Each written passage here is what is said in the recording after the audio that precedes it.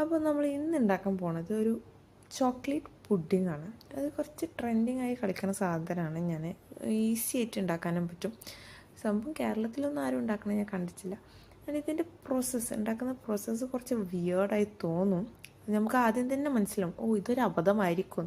പക്ഷെ എന്നാലും trust the process എന്നാണല്ലോ. കാരണം അഭിപ്രായം കമൻസൊക്കെ കണ്ടപ്പോൾ നല്ല അഭിപ്രായമായിരുന്നു. നല്ല സൂപ്പർ ചോക്ലേറ്റ് പുഡിംഗ് ആണെന്നാണ് അവർ പറഞ്ഞത്. അപ്പോൾ നമുക്ക് നോക്കാം.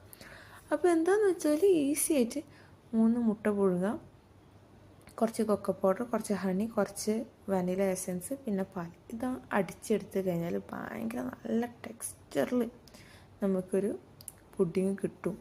അത് കഴിഞ്ഞിട്ട് അത് നമ്മൾ ഫ്രിഡ്ജിൽ വെച്ച് തണുപ്പിച്ചിട്ട് സെർവ് ചെയ്യാം. അപ്പോൾ ആദ്യത്തെ ഒരു സ്പൂൺ കഴിച്ചപ്പോൾ എൻ്റെ മോൻ കാണിക്കുന്ന അതേ എക്സ്പ്രഷനായിരുന്നു ഫസ്റ്റ് സ്പൂണിൽ. പക്ഷേ രണ്ടാമത്തെ സ്പൂൺ കഴിച്ചപ്പോൾ മനസ്സിലായി, ആദ്യം പറഞ്ഞ സംഭവമില്ലേ അബദ്ധമായിരിക്കുമെന്ന്, അത് തന്നെയായിരുന്നു. കാരണം ഭയങ്കര മുട്ട ചൊയ അടിച്ചിട്ട് ഐ റിഗ്രറ്റ് മേക്കിംഗ് ദിസ്.